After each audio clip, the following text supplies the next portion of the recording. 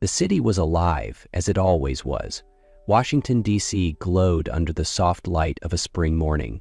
The streets hummed with the ambition of professionals and dreamers alike, each chasing their own vision of success.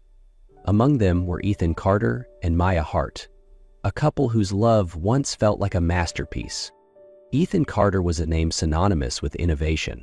At 34, he had built a multi-million-dollar tech empire, transforming ideas into reality with a single-minded determination. To the world, he was a genius, a visionary. To Maya, however, he was once just a man who danced with her under the rain without a care in the world. Maya Hart, 30, was a celebrated art curator known for her ability to unearth raw emotional talent in the most unexpected places. She lived for color, spontaneity, and the beauty of imperfection. Everything that Ethan's meticulously planned world lacked. Their love was born from contrasts, thriving on the harmony they once created between his structured ambition and her boundless creativity. But now, years after their first chance meeting, that harmony had faded. Though they shared the same home, they lived in separate worlds. Ethan was consumed by deadlines, board meetings, and market shares. Maya felt invisible, her voice drowned out by the relentless hum of his empire. The question loomed, heavy and unresolved. What happens when two people who once built a love story that felt like art find themselves struggling to hold it together? Years ago, when their love was just beginning to blossom, Ethan and Maya shared a story that felt like a dream. They met on a spring morning at a small cafe in Georgetown. Ethan, a final-year MBA student, was rushing to prepare for a major presentation. Dressed in a sharp suit with a leather briefcase in hand, he looked every bit the focused businessman. Maya, a freelance artist, walked in wearing a flowing marigold dress, her smile lighting up the room. They collided at the entrance, causing Maya's phone to tumble to the ground. "I'm so sorry," they both said in unison, bending down to retrieve the phone. Their eyes met. Ethan was captivated by the warmth in Maya's gaze, while Maya saw a mix of ambition and gentleness in his. From that day on, they became inseparable. Ethan, who thrived on carefully crafted schedules, discovered a sense of freedom he never knew he needed. Maya taught him to find joy in the little moments. Sitting under cherry blossoms, sharing late-night conversations, or dancing in the rain. One evening, while walking through the National Mall, a sudden rainstorm caught them off guard. Instead of seeking shelter, Maya pulled Ethan into her arms and said, "Let's dance, Ethan. Not everything in life needs a plan." And so, they danced, ignoring the curious stares of passers-by. For Ethan, it was the moment he realized Maya had brought color to his black and white world. Their love grew in moments like these, simple but profound, light yet meaningful. Ethan shared his dream of building a tech company that could change the world, while Maya spoke of her desire to bring art closer to the community. They believed their love could merge their different worlds into one beautiful masterpiece. As time passed, Ethan and Maya's love no longer felt like the masterpiece it once was. They were married and living together, but the distance between them grew wider with each passing day. Ethan, now the CEO of a thriving tech company, was consumed by meetings, expansion projects, and ambitious goals. He believed he was building a better future for them both. Yet, in doing so, he failed to see how he was pushing Maya further away. Maya continued to pursue her career in art, but she felt invisible in her own home. She tried to reconnect with Ethan through small, meaningful gestures. Romantic dinners, paintings capturing their happiest memories. But Ethan's work always took precedence, leaving her efforts unnoticed. One evening, Maya spent the entire day preparing a special dinner to celebrate their wedding anniversary. She reserved a table at the restaurant where they had celebrated their engagement, requested the same songs that had played that night, and wore the dress Ethan once said was his favorite. But Ethan arrived late, distracted by his phone and the urgency of his business. "I'm sorry," he said hastily, placing his phone on the table. "The company has a huge opportunity right now, and you know, things like this don't happen twice." Maya smiled, but inside, she felt something breaking. That night, she walked into Ethan's office and stared at the paintings she had hung on the walls, pieces that told the story of their love. Ethan had never truly noticed them. It was then that Maya realized She had been fighting for their marriage alone. Without a word, she began planning her departure. She wrote a letter, left her wedding ring on the easel in her studio, along with one final painting, a depiction of two paths diverging, each leading in a separate direction. Maya understood that sometimes love isn't about holding on, it's about learning to let go so both can find themselves again. When Ethan returned home that evening, he found the apartment empty.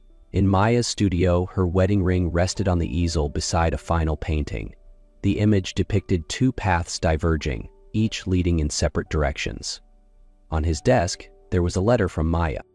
In the letter, Maya wrote, "Ethan, I've tried everything to keep our love alive, but love cannot survive when only one person is fighting for it. I hope you understand that sometimes, to truly love someone, we must let them go." Her words hit Ethan like a thunderbolt, but it was the silence in their empty home that truly broke him.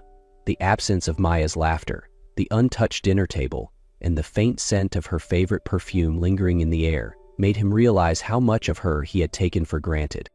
At night, he lay awake, replaying every moment he had dismissed her efforts, every time he chose work over her. For the first time in years, he felt the weight of his own ambition crushing him. Not because of its demands, but because of what it had cost him. Each painting depicted a moment from their story, their first meeting, their dance in the rain, and the joyful early days of their marriage. Realizing he had lost the most important part of his life, Ethan made a decision he had never thought possible. He stepped away from his empire.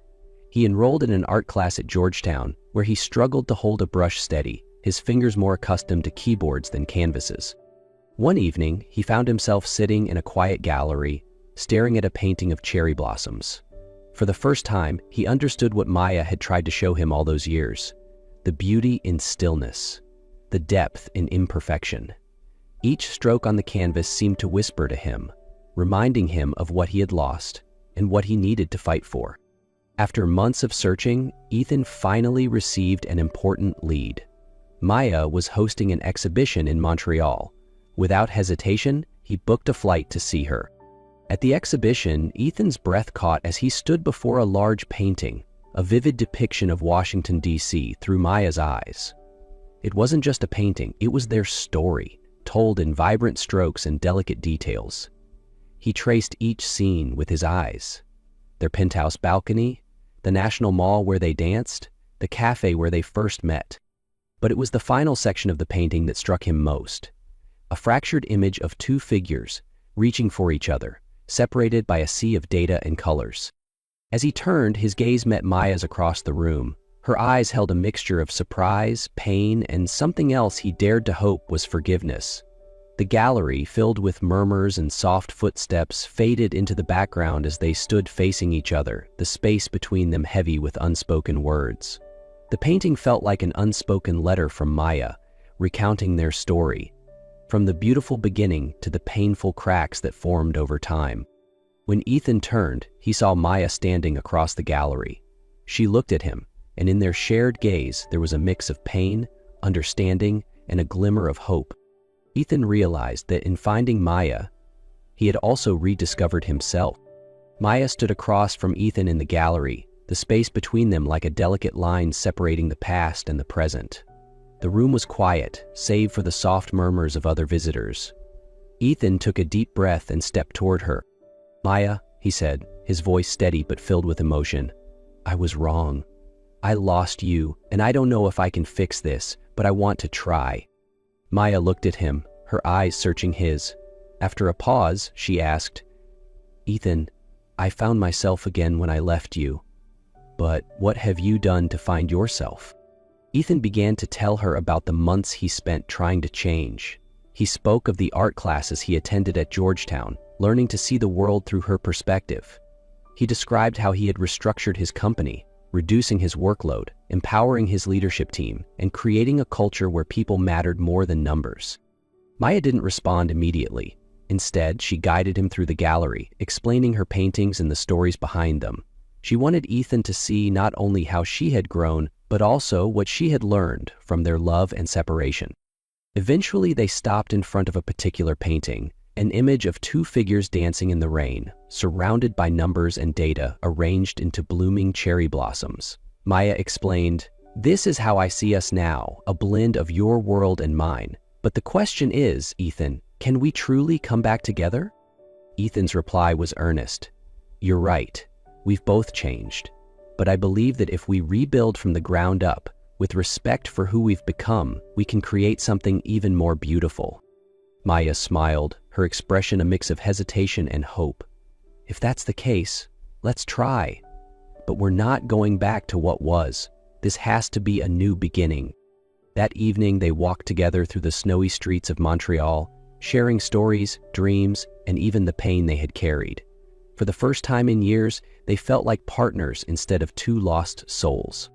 Their new beginning wasn't perfect, but it was honest. They set rules for themselves. No phones at dinner, time dedicated to each other's passions, and a reminder that love isn't about control, it's about harmony. They weren't returning to the past. They were moving forward, creating a new chapter in their love story, one that wasn't perfect, but authentic and full of hope. 1 year after the exhibition in Montreal, Ethan and Maya had built an entirely new life together, a harmonious blend of their two worlds. They moved into a loft in Mile End, where the space was divided in two, Maya's bright sunlit art studio on one side and Ethan's sleek modern workspace on the other. Their lives no longer revolved solely around work or art.